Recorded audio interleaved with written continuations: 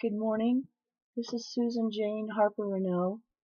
I've been invited back to the Today Show to talk about an interesting phenomenon called correlational analysis. A correlation is a single number that describes the degree of relationship, connection, or similarity between two variables.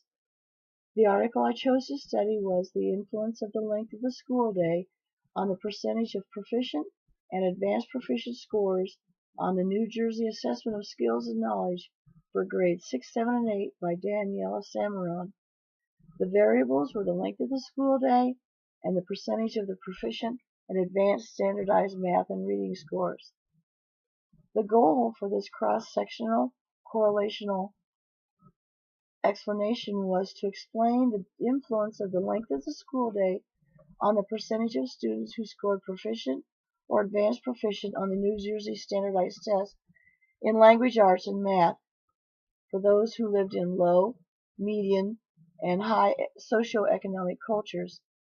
The population was taken from schools that had school days that had below average, average, and above average school day lengths for the students who had come from low, median, and high socioeconomic status.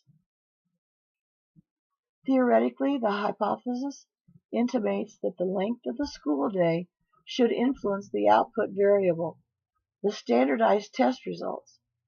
The methodology included choosing participants from public schools in New Jersey. No special schools were included. Grade 6 had 786, grade 7 had 653, and grade 8 had 640.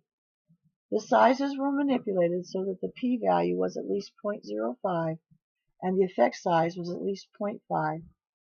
The simultaneous multiple regression model used was the Field 2009 model to manage the acceptable level of statistical significance.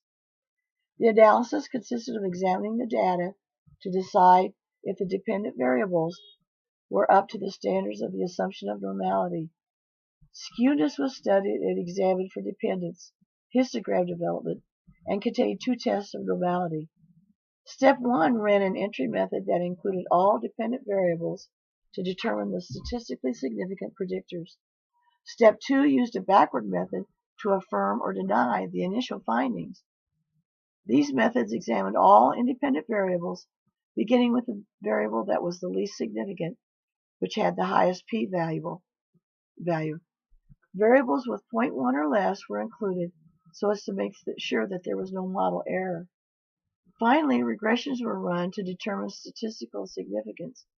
Many ANOVAs and univariate analyses were made to explain the school day lengths and the results of the status of the participants. The results provided evidence that no matter how much the emphasis was placed on the length of the school day in any socioeconomic area, it had little to no effect on the scores of the standardized test.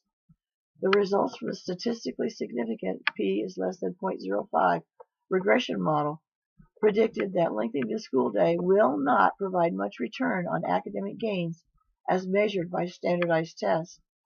The strongest predictor of test score changes were the socioeconomics of the participants.